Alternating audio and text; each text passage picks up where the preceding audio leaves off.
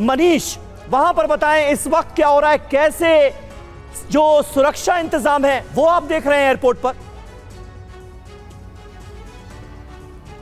बिल्कुल समीर, और मैंने चूंकि अभी आपको बताया कि किसी भी पल हो सकता है कि एयरफोर्स वन यहां पर लैंड करे, और इस वक्त सीधी तस्वीरें आप देखिए, मुझे लगता है कि ये जो कैमरे पर अभी हम आपको विमान दिखाने जा रहे हैं यही शायद एयरफोर्स वन है जो इस वक्त लैंड कर रहा है। आसमान पर अभी आप कैमरे पर देख रहे होंगे कि आसमान में एक विमान दिखाई दे रहा है, उसकी साइज जो बहुत दूर में है, लेकिन बहुत हद तक मैं ये कह सकता हूं कि शायद यही राष्ट्रपति बाइडेन का एयरफोर्स वन विमान है, क्योंकि इस वक्त इंतजार हो रहा था, इस वक्त यहाँ की जो पूरी मूवमेंट है। और देखिए इसके एक और बात है कि ठीक सामने में यहाँ पर मैं एक हेलीकॉप्टर को देख रहा हूँ। हेलीकॉप्टर ने उस जगह पर पोजीशन बना ली है, एक जगह पर वो अगर मैं कहूँ तो एक जगह स्थिर है, और इसी वक्त एयरफोर्स वन, तो जिस वक्त तेल अवीव एयरपोर्ट पर TV9 की तस्वीरें आप देख रहे हैं, TV9 के कैमरे पर इस वक्त लाइव तस्वीरें कि अमेरिकी राष्ट्रपति जो बाइडेन का स्पेशल विमान एयरफोर्स वन इस वक्त लैंड कर रहा है। और जी हाँ, मेरे कैमरा सहयोगी अमित ने कहा कि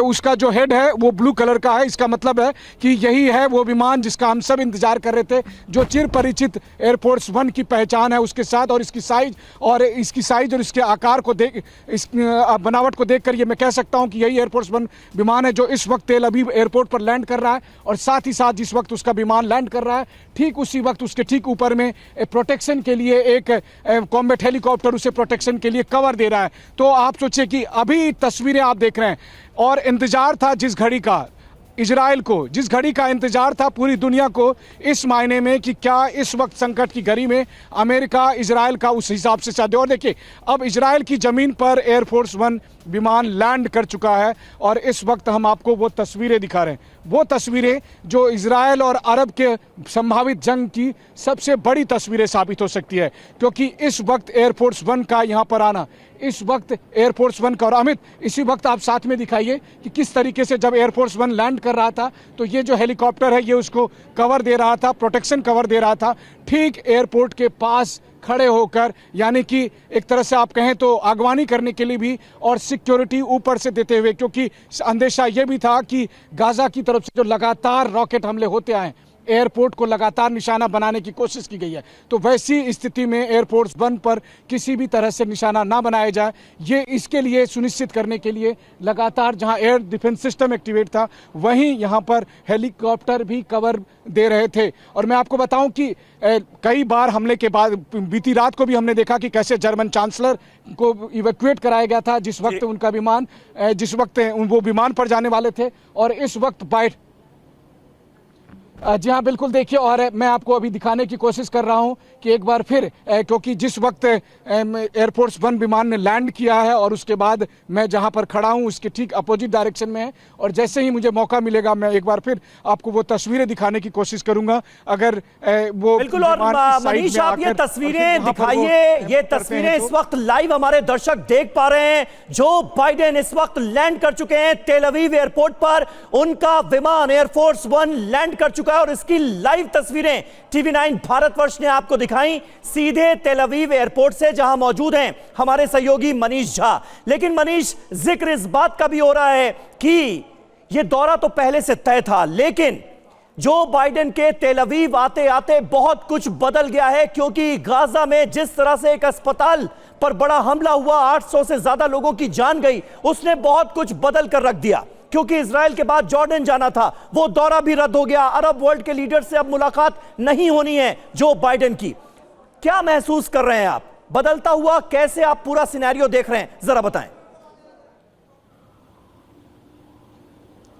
बिल्कुल समीर, देखिए बीते 12-14 घंटे में अगर मैं कहूं तो बहुत कुछ बदल गया, ना केवल इजराइल और हमास के युद्ध के लिए बल्कि इस पूरे रीजन के लिए और ग्लोबल जियोपॉलिटिक्स के लिए भी बहुत कुछ बदल गया। बहुत बुरी तरह से दुनिया खेमेबाजी में बढ़ गई, एक ऐसे समय में जब इजराइल के साथ मुट्ठी भर देश खड़ा है, एक ऐसे समय में जब इजराइल अपने अस्तित्व के लिए सबसे बड़े संकट की लड़ाई का सामना कर रहा है, एक ऐसे समय में जब अमेरिकी राष्ट्रपति जो बाइडेन जिस वक्त वॉशिंगटन से वो निकले थे उस वक्त हालात कुछ और था, लेकिन जिस वक्त उनका प्लेन हवा में था, जिस वक्त वो इजराइल के आने के रास्ते में था, बीते कुछ घंटों में जो कुछ चेंज हुआ उसकी उम्मीद जो बाइडेन को भी नहीं होगी जिस वक्त वो व्हाइट हाउस से चले थे। क्योंकि जिस वक्त जो बाइडेन व्हाइट हाउस से चले थे उन्हें पता था कि वो पहले नेतन्याहू से मिलेंगे और उसके बाद इजराइल के बाद वो जॉर्डन जाएंगे और वहां अरब देशों के नेताओं से मिलेंगे और फिर कोशिश होगी हमास के कब्जे में जो बंधक हैं उनको छुड़ाया जाए, कोशिश होगी इस तनाव को कम करने की। लेकिन हुआ ठीक इसका उल्टा। बीते 12 घंटे में यहां तनाव की लपटें इतनी अधिक सुलग गई है कि वो ज्वालामुखी का रूप ले चुका है। एक ऐसे वक्त में जब इजराइल और अरब के बीच सीधे सीधे युद्ध कभी भी हो सकता है, वैसे में क्या अमेरिका के कहने पर कोई मानेगा? क्योंकि लगातार जो डेवलपमेंट्स हैं, अगर आप देखिए जिस तरह से सऊदी किंग से मिलने अमेरिका के विदेश मंत्री गए, 8-8 घंटे तक उनको बिठाया गया। जिस तरह अमेरिका के विदेश मंत्री अलग अलग नेताओं से मिलने गए, बहुत ज्यादा उनकी चली नहीं। और वैसे स्थिति में सबको उम्मीद थी कि शायद जो बाइडेन अपने अनुभव, अपने अपनी लीडरशिप मनीष, जो पहले उम्मीद थी समझा पाएंगे कि जो बाइडेन जब आएंगे, देखिए तस्वीर भी हम दिखा रहे हैं एयरफोर्स वन जो कि लैंड हो चुका है और ये उसके एक्सक्लूसिव तस्वीरें सबसे पहले टीवी 9 भारत वर्ष पर आप देखिए। और मनीष झा बता भी रहे कि जो हालात बीते 12 से 14 घंटे बदले हैं, इन हालातों के बीच अब जो बाइडेन का ये दौरा किस लिहाज से अहम है और क्या जो बाइडेन अब अपने इस दौरे में करते हुए नजर आएंगे, ये तस्वीरें इस वक्त आपके सामने देखिए। United states of America air force one, जिससे अमेरिका के राष्ट्रपति सफर करते हैं, वो लैंड कर चुका है। और इसके बाद जब जो बाइडेन की मुलाकात होगी बेंजामिन नेतन्याहू से, तब क्या रणनीति आगे बनती हुई नजर आई? क्योंकि पहले यह संभावना जो जाहिर की जा रही थी इसी सवाल के साथ, क्योंकि तस्वीरें तो दिखा रहे, लेकिन मनीष साथ ही मैं सवाल भी आपसे करना चाहूंगा कि पहले संभावना यह थी कि कोई सुलह का रास्ता निकल सकता है, लेकिन अब जो हालात बदले, क्या इन हालातों में मुस्लिम वर्ल्ड वर्सेस जो इजराइल है, ये हालात और विस्फोटक ना हो जाए, ऐसे में क्या करना होगा? इस पर क्या कोई रणनीति बन सकती है? बिल्कुल, देखिए हालात बहुत हद तक बदल गए हैं और मैं आपके सवाल का जवाब देते हुए अपने कैमरा सहयोगी अमित को कहूंगा कि एक बार पैन करे कैमरा, ताकि मैं कुछ चीजें आपको दिखाना चाहता हूं। देखिए ठीक इस वक्त मैं एयरपोर्ट पर मौजूद हूं। हमने लाइव तस्वीरें दिखाई कि किस तरीके से एयरफोर्स वन ने यहां पर लैंड किया है। वहीं दूसरी तरफ अमित जरा इस डायरेक्शन में दिखाइए। देखिए एयरपोर्ट के इस डायरेक्शन में गाजा है, इस डायरेक्शन से लगातार रॉकेट फायर किए जाते हैं और वो एयरपोर्ट को निशाना बनाता है, वो तेल अवीव सिटी को निशाना बनाता है। और इसीलिए जिस वक्त एयरफोर्स वन लैंड कर रहा था, दो कॉम्बैट हेलीकॉप्टर आसमान में उस वक्त एयरपोर्ट के ठीक ऊपर। ठीक है मनीष, इन तस्वीरों के साथ वापस लौटेंगे आपके पास, लेकिन देखिए गाड़ियों का काफिला प्लेन के पास पहुंच गया है। थोड़ी देर में बाहर आ जाएंगे जो बाइडेन और उसके बाद मुलाकातों का सिलसिला, और इन मुलाकातों से बहुत कुछ निकलने की संभावना है, जिसको लेकर हमारे साथ मेहमानों का एक बड़ा पैनल मौजूद है। सबसे पहले मेजर जनरल जीजी द्विवेदी सर, आपके पास आऊंगा। इस मुलाकात, इस विजिट के क्या मायने, और जैसा कि समीर ने थोड़ी देर पहले कहा कि 24 घंटे में सिनेरियो चेंज हो गया है। पहले जो आगमन होना था उसमें बहुत ज्यादा संभावनाएं थी, लेकिन कल के अस्पताल के हमले के बाद संभावनाएं बहुत हद तक खत्म हो गई है। अब क्या होगा, इस मुलाकात के क्या मायने? देखिए, युद्ध की एक खासियत होती है, इसमें जो हालात हैं घंटों के हिसाब से बदलते हैं और मेरा अपना इसमें अनुभव है। तो ये जो हालात हैं 14 घंटे में, जब प्रेसिडेंट बाइडेन वाशिंगटन से चले और जब अभी टेल अवीव में उतरे हैं, 14 घंटे में काफ़ी तस्वीर बदल गई है। और तस्वीर बदलती है कुछ घटनाओं से, और ये जो अटैक हुआ है हॉस्पिटल के ऊपर, इसका बहुत ही गहरा अंजाम होगा। 2-3 बातें बहुत अहम है। सबसे पहले इजराइल और अमेरिका एक एलाइज हैं, पार्टनर्स हैं। तो इस समय अमेरिका आश्वासन दिलाना चाहता है इजराइल को और दुनिया को कि हम इजराइल के साथ खड़े हैं। दूसरी बात है कि वो यहाँ आके उनको जायज़ा होगा कि हालात किस प्रकार से बदल रहे। 2-3 बातें बहुत अहम हैं। सबसे पहले ये जो तनाव बन गया है, इस तनाव को क्या कम किया जा सकता है या नहीं किया जा सकता। दूसरा, इजराइल की वो किस तरह मदद कर सकते हैं, मदद, सैनिक मदद और एक पॉलिटिकल मदद। और तीसरा जो बहुत ही अहम चीज़ है कि दुनिया को बताना चाहते हैं कि देखो हम अपने आप इजराइल के साथ खड़े हैं। अभी 2 बातें बहुत ज़रूरी हैं इसमें। सबसे पहले जो माहौल बना था बातचीत का जॉर्डन के साथ या पैलेस्टीन के साथ, वो तो नहीं बन पाएगा, पर इजराइल के साथ वो कितना आगे बढ़ सकते हैं। 2 मुद्दे बहुत अहम हैं। वो पहले कि इजराइल क्या गाजा में हमला करेगा नहीं करेगा, और दूसरा बंधुओं को कैसे रिहा किया जाएगा। ये मुद्दे बहुत बड़े सवाल हैं, लेकिन इस बीच देखिए तस्वीरें जो तेल अवीव एयरपोर्ट से आ रही हैं, वो हम आपको दिखा रहे हैं। एयरफोर्स वन के बिल्कुल नजदीक की तस्वीरें अब आपके सामने हैं। किसी भी वक्त जो बाइडेन नीचे उतर सकते हैं और बेंजामिन नेतन्याहू के साथ उनकी ये मुलाकात बहुत अहम होगी। रिजवी साहब हमारे साथ मौजूद हैं। रिजवी साहब, इजराइल ये बताने की कोशिश कर रहा है कि देखिए अस्पताल पर जो हमला हुआ वो आईडीएफ ने नहीं किया, इसके पीछे इस्लामिक जिहाद नाम का वो संगठन था जिसकी स्थापना 1981 में की गई थी, जिसको ईरान का समर्थन हासिल है। यानी कहीं ना कहीं सिंपैथी जो है, जो सहानुभूति है, वो इजराइल से हटकर किसी और के पास ना चली जाए, हमास के पास ना चली जाए, फिलिस्तीन के पास ना चली जाए, इसकी भी कोशिश की गई है। किसने हमला किया ये सच तो अभी जांच के बाद ही सामने आएगा। क्या लग रहा है अब आपको इन सारी बातों के सामने आने के बाद? बहुत बहुत शुक्रिया बुलाने का। देखिए, सबसे अहम बात यह है, ये जो हॉस्पिटल पे हमला हुआ है जी, इसका टाइम बड़ा फिक्स था कि बाइडेन साहब के आने से पहले ये हमला हो और पूरे इस्लामिक वर्ल्ड का फोकस जो है खिसक करके दूसरी तरफ चला जाए, सिंपैथी दूसरी तरफ चली जाए। मैं बताना चाहूँगा, हमास क्या, इससे पहले अल-फतह क्या या पीएलओ क्या, इन लोगों ने इस तरह के बहुत सी हरकतें करी हैं, खुद को नुकसान पहुँचाया है। ये इतिहास है, ये दर्ज है, आर्काइव में दर्ज है, रिकॉर्डेड है कि इन लोगों ने खुद को नुकसान पहुंचा करके, खुद हमले करके इन्होंने दूसरों को फंसाने की कोशिश की। मैं ये नहीं कह रहा हूं कि ये हॉस्पिटल पे हमला हुआ है तो उन्होंने खुद किया है, तो जांच का विषय करिएगा किसने किस पर हमला करवाया। जी, ये देखिए जांच का विषय है, लेकिन किया जा सकता है। मिस्टर बाइडेन की विजिट को फेल करने के लिए कि जॉर्डन में ना जाए, मिले न किसी, ये किया जा सकता है, ये बिल्कुल किया जा सकता है। ठीक है कमांडर अतुल भारद्वाज सर, देखिए मेरा सवाल आपसे है, तस्वीरें हम देखिए लगातार दिखा रहे हैं और तस्वीरों में एक बार फिर बता दें कि कभी भी जो बाइडेन एयरफोर्स वन से बाहर आ सकते हैं और उसके बाद शुरू होगा मुलाकातों का दौर। तो कमांडर अतुल भारद्वाज सर, क्या ये मुलाकातों का दौर जब शुरू होगा तो क्योंकि हालात तो बहुत ज्यादा पेचीदा, बहुत विध्वंसक हो गए, क्या अभी भी आपको लगता है कि जब एक ताकतवर मुल्क के राष्ट्राध्यक्ष पहुंचे, आऊंगा आपके पास, लेकिन ये तस्वीरें देखिए बहुत अहम, जो बाइडेन नीचे उतर रहे हैं और ये देखिए उनके साथ उनके अधिकारी और सुरक्षाकर्मी मौजूद और बेंजामिन नेतन्याहू से गले लगते हुए, उनसे मुलाकात करते हुए जो बाइडेन, ये तस्वीरें बहुत ज्यादा अहम है। अब सवाल यही है कि आखिर इस मुलाकात के बाद क्या होने वाला है, बदले हालात में क्या स्ट्रेटेजी बनती हुई नजर आएगी। मनीष इस वक्त हमारे साथ जुड़े। मनीष बताइए, तस्वीरें हम दिखा रहे हैं किस तरह से जो बाइडेन बेंजामिन नेतन्याहू के गले मिले, अब बातें क्या होंगी, क्या होगा, इस पर सबकी निगाहें पूरी दुनिया की। जी हाँ, बिल्कुल। देखिए, उनकी आगवानी के लिए खुद इस वक्त अमेरिकी राष्ट्रपति जो बाइडेन जो है वो वहाँ पर खड़े थे और उनसे वो गले मिले। निश्चित तौर पर मुश्किल का वक्त है, संकट का वक्त है और इस वक्त वो देखिए अभी कुछ कॉनवे गुजर रहा था, मुझे लगा कि अगर वो जो बाइडेन का कॉनवे हो तो मैं निश्चित तौर पर, देखिए इसमें कोई दो राय नहीं कि अमेरिकी राष्ट्रपति ने जिस तरह से इजराइल के प्रधानमंत्री को गले लगाया, उन्हें इस बात का एहसास है कि इस वक्त उनकी कितनी ज़रूरत है, उन दोनों को एक साथ खड़े रहने की कितनी ज़रूरत है, क्योंकि इस वक्त केवल बेंजामिन नेतन्याहू इजराइल के प्रधानमंत्री नहीं हैं, इजराइल को वो इस कदर रिप्रेजेंट कर रहे हैं कि इस वक्त इजराइल अपने सबसे अधिक संकट के दौर में है, क्योंकि बीते 12-14 घंटे में इसके बावजूद कि इजराइल की तरफ से तमाम सबूत दिए गए कि ये हमारा रॉकेट नहीं है, तमाम तरह के साइंटिफिक सबूत दिए गए। हो सकता है कि बहुत सारे जो न्यूट्रल डिफेंस एक्सपर्ट हैं वो इस सबूत से कन्विंस भी हों, लेकिन जिन्होंने पहले ही ठान लिया है कि उन्हें इजराइल की बात नहीं सुननी है, और उन्होंने तब भी नहीं सुनी थी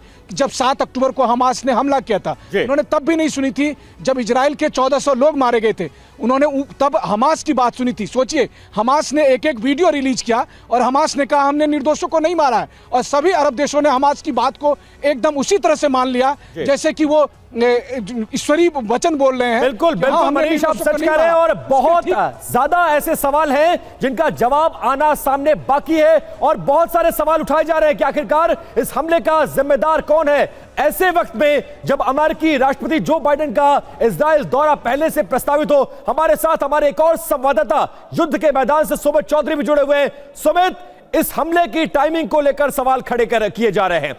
एक्सपर्ट जो स्टूडियो में मौजूद है वो ये कह रहे हैं कि तमाम ऐसे साक्ष्य, सबूत, टाइमिंग है जो ये इशारा करता है कि इजराइल इसके पीछे नहीं, बल्कि वो लोग हैं जो इस बातचीत की टेबल पर इन तमाम बड़े नेताओं के आने से पहले इस बातचीत को डिरेल करना चाहते थे। आपका एक्सपीरियंस क्या कहता है, ग्राउंड पर आप क्या महसूस कर रहे हैं, आपके सोर्सेस क्या क्लेम कर रहे हैं? देखिए बिल्कुल आपने बिल्कुल ठीक बात कही विपिन, क्योंकि ऐसा लगता है क्योंकि 7 तारीख को ये अटैक तो कर दिया गया, सरप्राइज अटैक करने के बाद हमास को पता था कि इजराइल इस पर गैट पैक आएगा, उस पर लगातार पीछे रिटर्न रिटेलिएट जरूर करेगा, लेकिन हमास को यह लगता था कि हिजबुल्लाह हो, चाहे फिर ISIS हो या फिर ईरान हो, वो खुले तौर पर हमास को सपोर्ट करेंगे और उसके सपोर्ट के लिए आएंगे, लेकिन ऐसा कुछ हुआ नहीं। और इसी वजह से जब अमेरिका ने, जब UK ने, फ्रांस ने, जर्मनी ने, इन सभी कंट्रीज ने अपनी सॉलिडारिटी दिखाते हुए इजराइल को सपोर्ट करना शुरू किया, तब हमास को अपने खत्म होने का सिलसिला नजर आने लग गया। और यही वजह है कि ये कहा जा रहा था ना सिर्फ इजराइल की फोर्सेज के द्वारा, बल्कि लगातार इनपुट अमेरिका ने, पेंटागन ने भी जाहिर किया कि देखिए हमास ह्यूमन शील्ड के तौर पर लोगों को इस्तेमाल करेगा, उनके हॉस्पिटल्स को टारगेट करने की कोशिश करेगा और यह दिखाएगा वर्ल्ड को कि देखिए इजरायली एट्रोसिटीज अब हमास के ऊपर या फिर गाजा पट्टी के ऊपर लोगों के पास ये कर रहा है। और ऐसा ही कल हुआ, ऐसा ही वाकया हुआ कि कैसे उन्होंने कमांड एंड कंट्रोल सेंटर बना रखे थे हॉस्पिटल्स के अंदर, करीबन 5 हॉस्पिटल का इनपुट था। यह भी बताया गया कि वहीं पर आर्म्स एंड एम्युनिशन के डिपो भी तैयार कर दिए गए हैं हमास के द्वारा, क्योंकि अगर इजराइल इसको अटैक करने की कोशिश करेगा तो फिर निश्चित तौर पर आम लोग मरेंगे। तो एक तरीके से गाजा पट्टी के लोगों के लिए या फिर वहां के आम लोगों के लिए ये बताइए, क्योंकि अब सबूत की डिमांड हो रही है।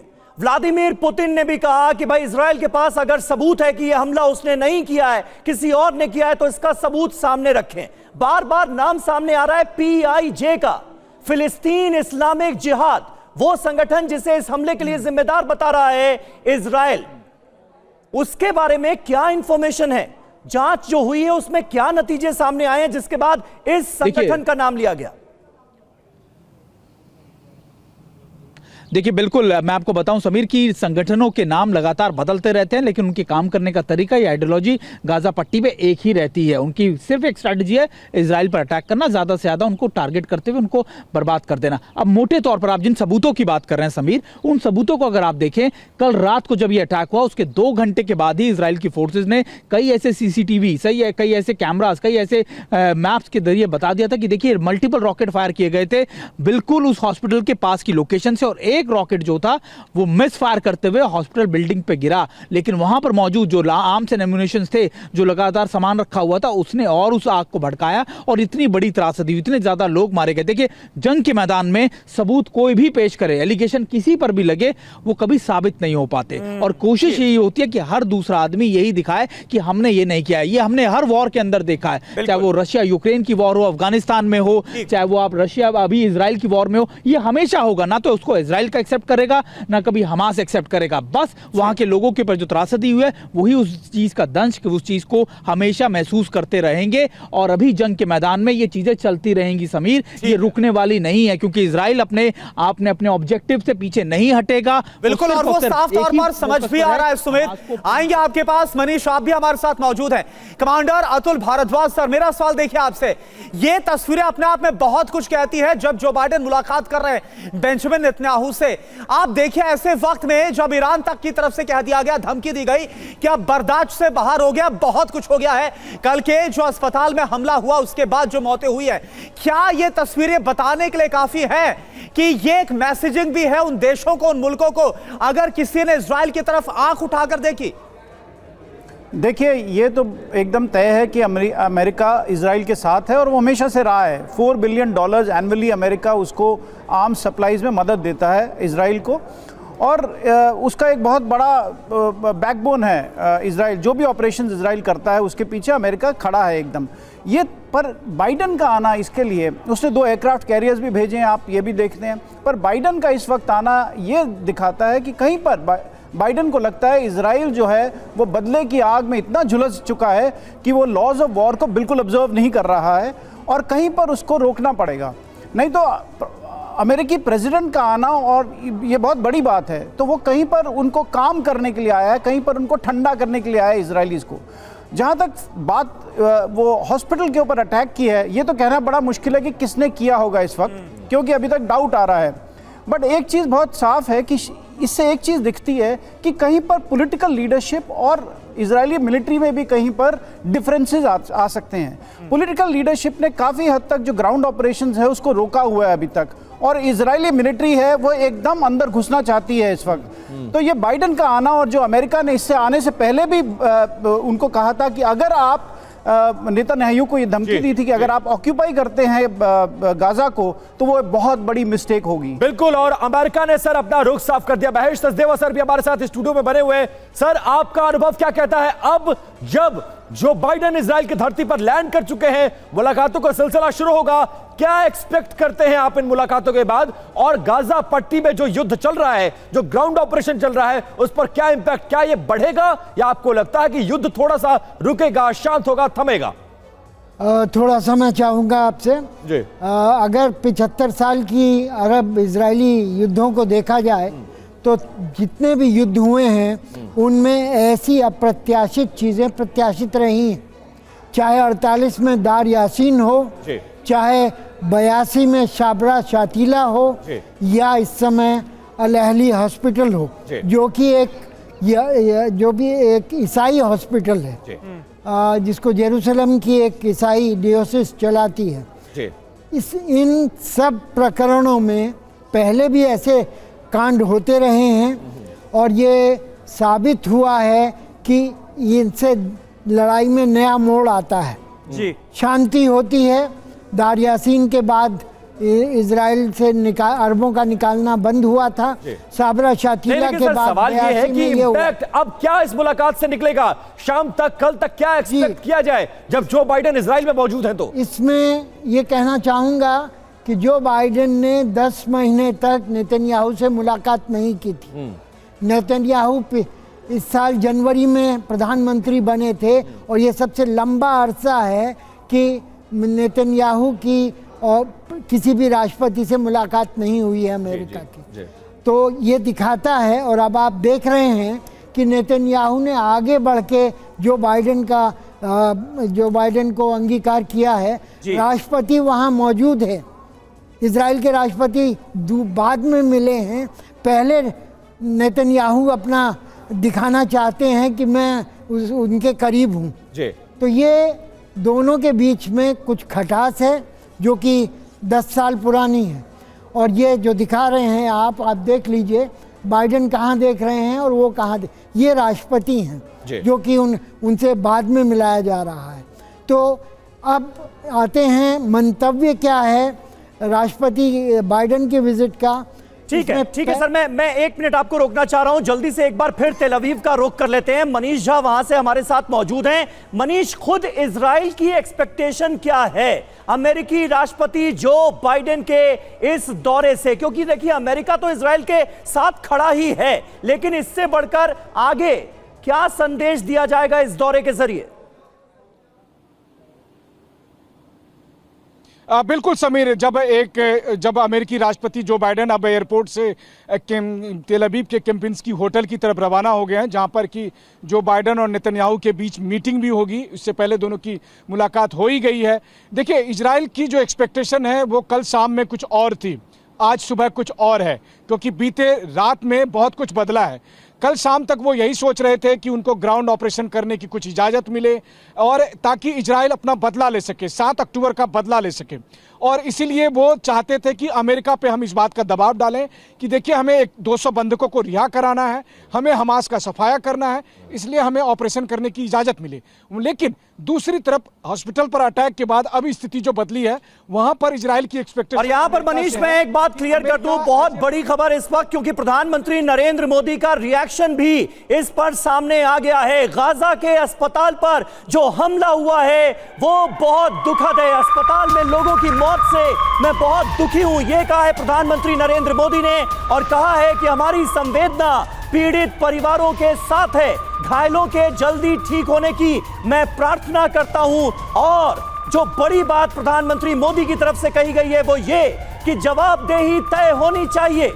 ये हमला जिस किसी ने भी किया है उसकी जवाबदेही तय होनी चाहिए, यानी मानवता पर जिसका हमेशा समर्थन करता आया है हमारा मुल्क भारत, उस मानवता का जिक्र करते हुए प्रधानमंत्री नरेंद्र मोदी ने यह वक्तव्य सामने रखा है और कहा है कि इस हमले के जो भी जिम्मेदार लोग हैं उनकी जवाबदेही तय होनी चाहिए। तो यह अपने आप में बड़ा बयान है प्रधानमंत्री नरेंद्र मोदी की तरफ से। देखिए, 7 अक्टूबर को इजराइल के साथ था भारत, मजबूती से भारत इजराइल के साथ खड़ा था, जिस पर इतना बड़ा बर्बर हमला हुआ था। और आज गाजा पट्टी पर जब एक अस्पताल पर हमला हुआ है, तो हम जिस किसी ने भी यह हमला किया है उसके विरोध में आज साफ तौर पर खड़े हुए हैं। और प्रधानमंत्री नरेंद्र मोदी का यह बयान, रिजवी साहब, यही जाहिर कर रहा है।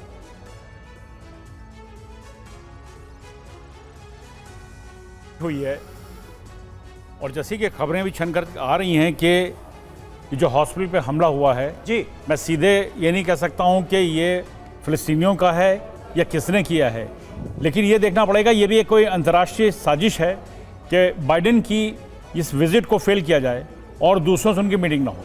देखिए, ये पहली बार नहीं हुआ है, ये इस तरह के कई हमले इस तरह के हो चुके हैं सिंपैथी गेन करने के लिए। कभी हॉस्पिटल किया गया, कभी स्कूली बच्चों को स्कूल में किया गया है, लेकिन जो ये विजिट हो रही है मिस्टर बाइडेन की, मुझे ऐसा लगता है कि ये इनकी टोटल विजिट फेल हो गई है। बिल्कुल, लेकिन इनकी और विजिट फेल हो खास चुकी है। बात सर यह है कि भारत मानवता के साथ खड़ा हुआ है। भारत ही वाहिद ऐसा मुल्क पूरी दुनिया में है जो आज की तारीख में भी शांति का मैसेज, शांति का संदेश देता हुआ नजर आ रहा है। रूस यूक्रेन युद्ध के वक्त भी भारत का यही रोल था और आज भी यही रोल नजर आता है। मानवता पर जब जब हमला होता है, भारत उसके खिलाफ खड़ा दिखता है और यही प्रधानमंत्री नरेंद्र मोदी का यह ताजा बयान भी साबित कर रहा है।